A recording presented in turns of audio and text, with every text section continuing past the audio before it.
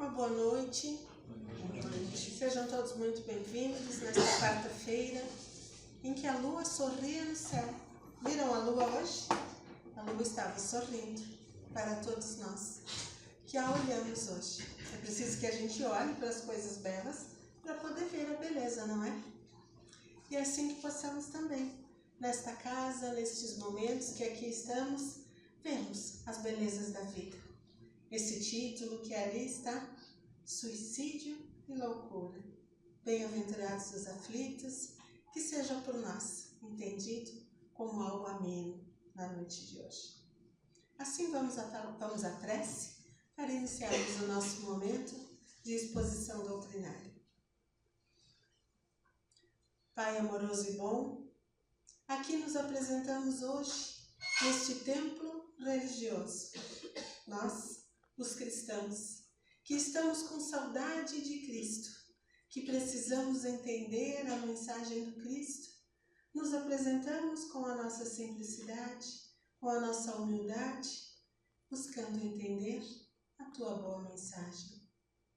Que sejamos hoje um pouco esclarecidos quanto à alegria e à dor, o sofrimento e aquilo que nos faz mais felizes. Tenhamos uma boa palestra e que assim seja. Que assim seja. Nós estamos neste mês de setembro, como em outros meses de setembro, no momento em que falamos um pouco mais sobre a vida. E para falarmos também sobre a vida, é preciso que falemos sobre aquilo que nos parece dificultar a vida, como o título de hoje, Bem-aventurados os aflitos. Está no capítulo 5 do Evangelho segundo o Espiritismo, está no capítulo 5 de Mateus, onde tem o Sermão do Monte, que cita todas as bem-aventuranças. E às vezes, quando nós estejamos em algum momento de aflição, em algum momento de tristeza, podemos pegar o Novo Testamento, abrir lá em Mateus 5 e lermos bem-aventurados os aflitos e pensarmos, mas Jesus, que bem-aventurança é essa? Estou aqui chorando, estou aqui aflito, estou aqui sofrendo. Como assim é bem-aventurado estar aflito? Mas nem sempre a mensagem está contida em uma única frase. Nem sempre a mensagem pode ser bem entendida em uma única frase, em uma pequena oração.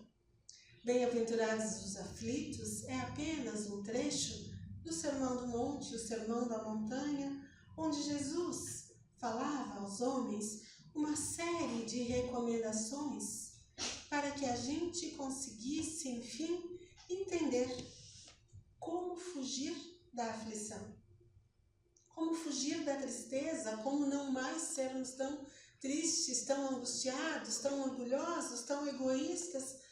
Mas a gente nem sempre está em condições de entender. Por isso disse que às vezes podemos abrir o livro, o Novo Testamento, e pensarmos, cadê a bem-aventurança em estar sofrendo?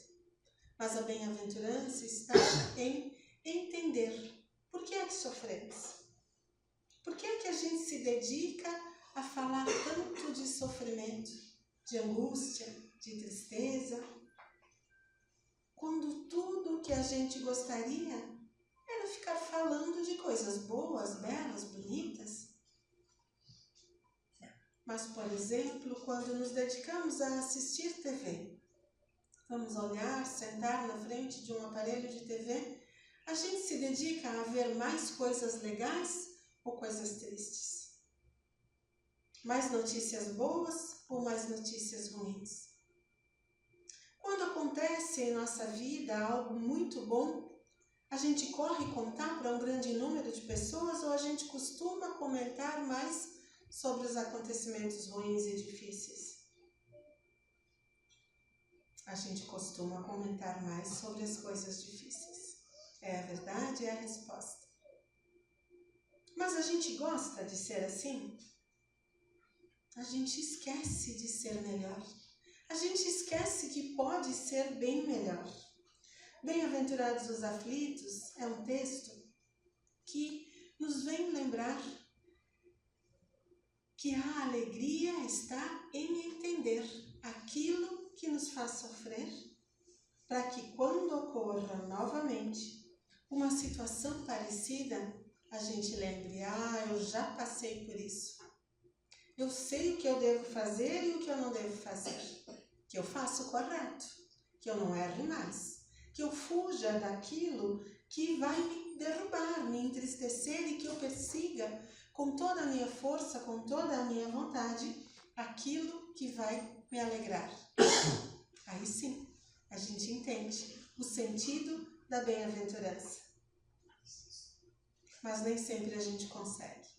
Há dias em que a gente consegue, há dias em que a gente reclama que algo parece muito doloroso, que um sofrimento parece sofrido demais. Parece que a gente está, às vezes, em uma espiral, em uma constante de sofrer, sofrer menos, sofrer de novo, sofrer. Quando a gente gostaria de alegria e bem-aventurança. Mas o que é que a gente precisa fazer para romper estes ciclos de sofrimento, onde às vezes nos parece que o sofrimento é tão grande que melhor seria nem viver? Quem aqui nunca pensou que melhor seria não viver? Pensamos. É claro que nem todos nós iremos chegar ao ponto de tomarmos providências para não mais vivermos. Mas que a gente pensa, às vezes a gente pensa, essa vida está tão sofrida, quem sabe essa vida acaba de uma vez? Quem sabe esse problema acaba com a minha morte e assim acaba o meu sofrimento. E aí a gente tem a boa e a má notícia. A má notícia, o sofrimento que a gente sinta aqui nesta vida hoje, neste corpo que estamos, não termina quando termina a presente vida. Mas a boa notícia é que passa, um dia passa. Um dia tudo irá passar. Um dia todos nós seremos espíritos venturosos, pessoas felizes, pessoas muito mais felizes, sem tantos problemas, sem tantas dificuldades, sem tristezas, vivendo entre pessoas que também serão felizes, sem dificuldades, sem doenças e sem tristezas. Mas, por ora, é preciso que a gente acredite na boa informação que nos vieram fornecer aqueles que partiram antes, que já viveram aqui na Terra, onde vivemos hoje, no corpo de carne, e hoje não mais aqui estão, e vieram nos contar, através de livros, de mensagens ou de lembranças. Há mesmo pessoas encarnadas na Terra, vivendo no corpo de carne, que se lembram de outras vidas. E estas pessoas que já viveram antes vieram nos ajudar a entender algo que já se sabia desde o passado, mas a gente não tem sempre muita clareza, que a vida segue sendo vivida após esta vida. Que a gente já vivia antes de ter nascido filhos de nossos pais e de nossas mães. E que seguiremos vivendo após a nossa morte neste corpo de carne. Esta vida que segue sendo vivida precisa ser por nós a cada vez mais bem entendida. Compreendida para que a gente possa fazer o nosso melhor hoje, aqui, agora, onde estamos. Porque para alguns de nós, a afirmação de que eu viverei outra vida pode significar, mas eu não preciso fazer muito esforço, porque vou viver de novo, né? Deus vai me dar mais uma e mais uma e mais uma chance, tantas quantas eu necessitar. Então, faço um pouquinho, na outra eu aprendo, na outra eu aprendo. Um dia eu vou virar espírito puro, vou aprender bem. Mas, nem todos nós, por mais que a vida esteja ruim aqui em Caxias do Sul, neste dia, neste ano, nem todos nós teremos no futuro uma chance de viver em um lugar tão bom quanto esse. Um lugar onde tenha água, energia, comida, estradas, meios de nos locomovermos, formas de termos acesso à saúde, a serviços básicos. Cá estamos, por mais que a gente julgue que as coisas não são tão boas, em um bom lugar para se viver. Pensem em quantos lugares vocês conseguem se lembrar onde a vida é bem mais difícil. Há muitos lugares para se renascer, onde a vida pode ser bem pior que aqui, hoje. E aonde será que mereceremos estar no futuro? Onde a gente vai renascer? Será que numa cidade tão boa, com tantos recursos como esta? Não sabemos. A gente tem certeza de que o planeta Terra está, neste momento, como há bastante tempo já, passando por tantas mudanças em que a gente fala que são fenômenos naturais. Mas será que é mesmo a culpa da natureza? É natural tudo isso? É normal? Normal é, porque há tempo acontece. Aquilo que fica se repetindo a gente acaba considerando normal. Mas pensemos em ciclones, furacões, falta d'água ou enchente, tufões, como aconteceu aqui perto esta semana. Será que tudo isso vai continuar, piorar, agravar?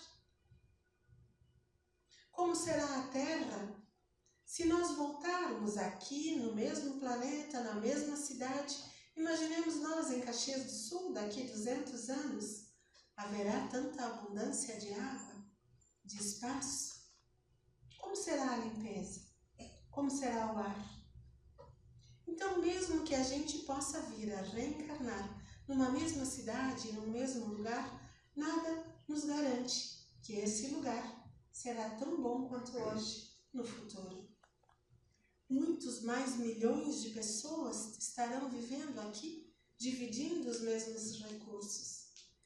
E isso serve para nós, essa certeza da vida futura, serve também para que a gente tenha a certeza que nossa vida hoje é sim a melhor vida. A gente nunca regride, nunca deixa de saber aquilo que a gente já aprendeu. Mas a nossa oportunidade hoje é a melhor oportunidade para fazermos tudo o que temos que fazer. Não adianta a gente, em alguns momentos de revolta, de tristeza, pensar: mas eu acho que Deus me criou com defeito. Não, só pode, eu tenho defeito na cabeça, algum defeito no corpo. Ou então eu podia ter sido criado tão bonito, tão mais alto, mais gordo, mais magro, mais rico, mais pobre. Mas Deus erra, amigos? Cremos que não. Já a gente erramos de novo, inúmeras vezes, mas nós sabemos aprender. E porque sabemos aprender, porque conseguimos aprender, é que temos tantas chances de viver de novo, para que a gente enfim aprenda. E no momento de tristeza, a gente pode pensar: então eu tenho que aprender a sofrer. Só pode ser isso. Aprender a sofrer, a minha lição, e pronto. Aprender a aceitar tudo que tem errado na minha vida, tudo de ruim que acontece. E a resposta é sim e não. A gente precisa, sim, aprender a aceitar para que a gente não se revolte. Para que não sejamos aqueles que reclamam o tempo inteiro e que estão revoltados o tempo inteiro. Mas aceitar a dificuldade não quer dizer que a gente senta e espera. Tá ruim? Tá ruim. Deus quis. Não é assim. Aceitar a dificuldade é: entendo que está difícil, mas quem pode me tirar da minha dificuldade hoje? No momento de mau humor, a gente pensa: é o marido, o namorado, o patrão. Mas no momento de lucidez, a gente precisa ter a certeza a resposta, quem pode me tirar da dificuldade que eu tenho, sou eu. Quem pode fazer o melhor por mim para resolver o meu problema, sou eu. Nós não devemos, de forma alguma, acreditar que nós, reencarnacionistas, nós que acreditamos que vamos reencarnar, somos aqueles que dizem, sofrer é bom, sofrer depura a alma, sofrer ensina. A gente aceita o sofrimento sem a revolta, essa é a meta. Mas a gente não deve ficar resignado ao sofrimento, ao problema. A gente precisa fazer no nosso dia a dia o possível para a vida ser melhor. E não adianta a gente ficar dizendo, mas Jesus disse, bem-aventurados os aflitos, estou aflito, está tudo certo. Jesus disse.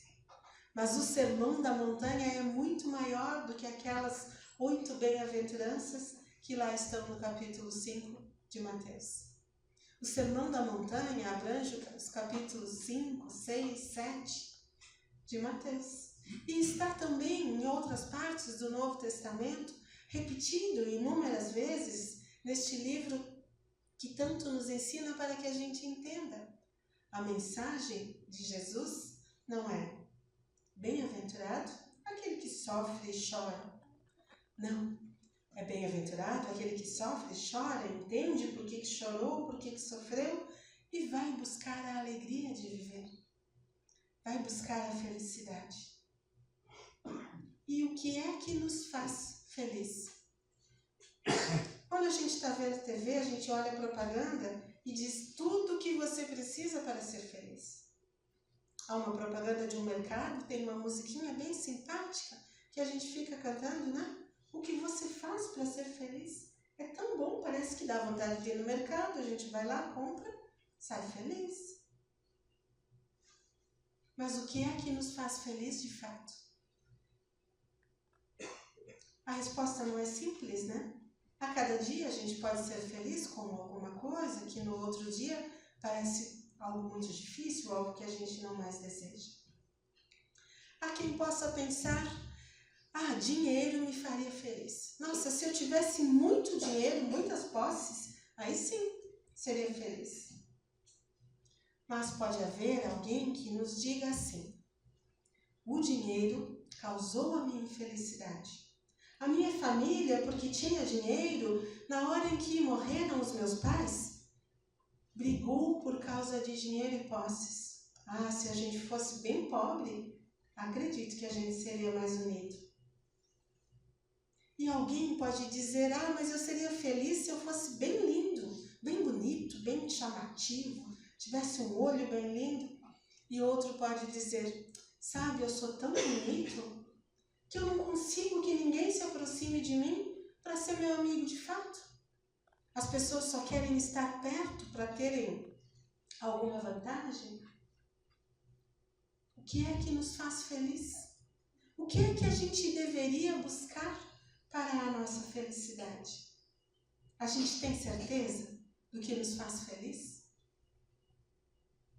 Os bons espíritos, os bons homens e mulheres que nesta terra já viveram, nos ajudam a entendermos o rumo dessa felicidade. Nós temos uma mensagem toda pacífica de um homem chamado Mahatma Gandhi, que viveu num lugar onde muitas dificuldades havia pela população que estava sendo explorada na Índia. Um país mais opressor, mais dominante, estava, pela força das armas, impondo algumas dificuldades a um povo indiano. E Gandhi pregava que a paz deveria ser feita pela paz. Tão normal, tão simples, né? Paz se faz por paz. Quando tantos outros acham que paz se faz com guerra, matando, oprimindo, é preciso matar todos aqueles que pensam diferente, todos aqueles que são opressores. Mas Gandhi dizia paz. se faz com paz. E essa mensagem tão simples foi entendida por muitos homens e mulheres e eles conseguiram uma grande revolução. A quem nunca tenha ouvido falar das histórias, dos bons exemplos deste homem chamado Gandhi, procura saber. Veja que linda é a mensagem de amor, de paz, de não reagir à violência, de reagir com brandura, com paz, a qualquer provocação. E aí nós, no calor das nossas reclamações, a gente diz, mas eu não posso, aquele lá fica me incomodando o tempo todo, como é que eu vou ser pacífico? É possível. É possível, inclusive, acabar com opressão, com guerra, com paz. E como é que a gente atinge esse estado de paz? Tentando, errando, inúmeras vezes, mas às vezes a gente acerta. Às vezes a gente vai conseguir. Mas é preciso que a gente tente, que a gente faça o esforço possível, o esforço necessário, porque nenhum de nós está aqui por engano. Deus não cometeu o engano de nos enviar à Terra, filho de nossos pais e de nossas mães, para estarmos aqui neste ano de 2025, passando por tudo que passamos. Ele nos concedeu a possibilidade de aprendermos. Para que a gente tenha certeza de que para Deus nossa vida é importante. E como nossa vida é importante, ela precisa ser vivida da melhor maneira possível. Para que logo ali adiante, Deus possa ainda se alegrar um pouco mais, nos vendo mais felizes. Com certeza, se perguntássemos a Deus o que é que Ele sente, se fosse possível perguntar, Deus, como é que tu te sente me vendo hoje? Como é que tu te sente vendo as coisas que aqui estão acontecendo hoje? Pensemos na resposta desse Pai amoroso e bom. Certamente estaria entristecido, mas ao mesmo tempo alegre por estarmos avaliando, por estarmos tentando viver. E se perguntássemos ao enviado de Deus, aquele que nos veio trazer a mensagem de amor, Jesus, o que é que tu acha que eu devo fazer? Jesus, como eu resolvo esse problema hoje? Como ser alguém mais pacífico, mais brando, menos aflito, menos infeliz? O que Jesus nos responderia, amigos? Qual a resposta? Jesus dizia, ama. E a gente pode dizer, mas amar é tão difícil, né? Como a gente ama alguém que nos causa dificuldades? Como a gente ama a vida, se a vida está difícil? Como a gente ama quando tudo que a gente queria era parar de sofrer, eu só queria não sofrer, não queria nada de ruim, e ainda tem que amar tudo isso? E a resposta é sim, tem que amar tudo isso. Porque com amor ficará mais fácil. E se a gente ainda não ama, que a gente deseje amar para que as coisas fiquem mais fáceis. Que a gente peça a Deus todos os dias, Deus me dá força para que eu consiga amar. Quando vem aquela vontade de dizer, mas que ódio, que a gente segura. Que eu não sinta ódio, que eu consiga amar. Que a gente consiga ir no dia a dia expressando menos as nossas reclamações. É claro que a gente não vai virar anjo de uma hora para outra, né? Virar santo e nunca mais reclamar, embora essa seja a meta, mas que a gente consiga ir reclamando a cada dia um pouquinho menos. Pedindo a Deus que eu ame, que eu consiga. E todas as pessoas difíceis à nossa volta, quantas delas gostariam que a gente as amasse? E aí a gente fica dizendo, mas tu também não me ajuda, bem, eu podia te amar, não, mas tu só me atrapalha a vida. Mas que a gente cale a reclamação e que a gente pense que eu ame, que eu consiga amar, que eu faça o meu esforço para amar e que nos momentos em que a vontade seja dentro de reclamar, tem a palavra amar, gente. Então, nos momentos em que vem aquela vontade de reclamar, que a gente lembre, reclamar tem amar, eu tenho que amar. Então, que a gente vá lembrando no dia a dia. A nossa tarefa é amar. Amar melhora a vida. E mesmo que a gente, às vezes, possa estar parecendo um tanto fingido, assim, tentando fingir ser uma pessoa mais amorosa, tudo aquilo que a gente fica tentando muito, o resultado deve ser que a gente acabe aprendendo, que a gente acabe conseguindo. Quem já aprendeu a andar de bicicleta, de skate, de patins, tem isso como uma experiência bem clara. A gente sobe em cima de uma bicicleta e sai andando? Não, né? A gente cai, a gente se esfola, a gente às vezes desiste, mas a gente aprende.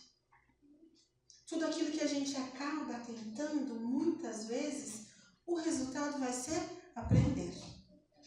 Às vezes a gente aprende um pouquinho. Alguns de nós nunca seremos bons ciclistas. A gente aprende a andar de bicicleta, sabe? Mas a gente aprende. Então, se nós fizermos o esforço de buscar amar, reclamar menos, insistir, teimar, sermos teimosos em amar. Amar as pessoas difíceis, amar as pessoas fáceis, amar a nós mesmos. Olhar no espelho todos os dias, mesmo quando a gente olha, esse cabelo está todo errado, essa aparência está ruim, estou gordo, estou magro, estou pálido, eu vou tentar te amar. Eu consigo tentar amar essa aparência que eu estou vendo aí. E quem sabe, se eu fizer o esforço de amar esse que eu enxergo no espelho, eu consiga melhorar a aparência que está ali no espelho. Porque se eu ficar dizendo, eu odeio esse cabelo, odeio esse corpo, como é que eu vou melhorar esse cabelo, esse corpo, essa vida, esse relacionamento com os outros? Então, que a gente consiga. E lembrando do título que lá estava, O Suicídio e a Loucura, capítulo 15 do Evangelho segundo o Espiritismo, para que a gente não seja aquele que lá está descrito que tudo vê e nada entende, por tudo passa e não percebe, parecendo até como os loucos. Que não sejamos nós assim, como aqueles loucos que nada entendem. Mas sejamos loucos pela vida, loucos pela busca, pela vontade de aprender a amar. E quando esteja muito difícil a situação, a relação à nossa volta, o relacionamento com aqueles que conosco convivem, que a gente possa pedir ajuda. Que a gente possa dizer, eu gostaria tanto de te amar, mas dá uma vergonha, né? Mas a gente tem que teimar. Precisa insistir, precisa tentar. Tentem sozinhos, tentem na frente do espelho, dizer para vocês mesmos, olhar no espelho e dizer para mim mesmo, eu queria tanto te amar, tu me ajuda? E quem sabe a gente consiga dizer isso para alguém que está próximo de nós. Eu quero tanto te amar, tu me ajuda?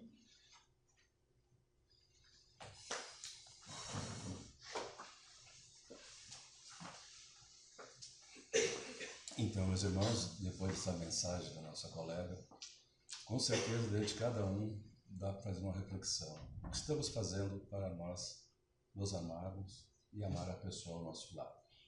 E a forma mais certa, meus irmãos, é estar sempre com o coração puro. E nesse momento, vamos fazer a nossa prece de agradecimento por essa palestra, por vocês estarem aqui, fechando levemente os nossos olhos e pedindo ao Pai que nos inspire, nos dê a confiança e que a cada dia nós possamos melhorar. A dificuldade é grande, a gente sabe, devido aos nossos momentos que estamos vivendo. Mas se cada um de nós procurar dentro de nós aquela força para que possamos nos melhorar, com certeza passaremos a amar melhor e passaremos a ser mais amados. Que Deus abençoe a todos vocês, um bom retorno às suas lares e que tenhamos muita fé e coragem. E que assim seja.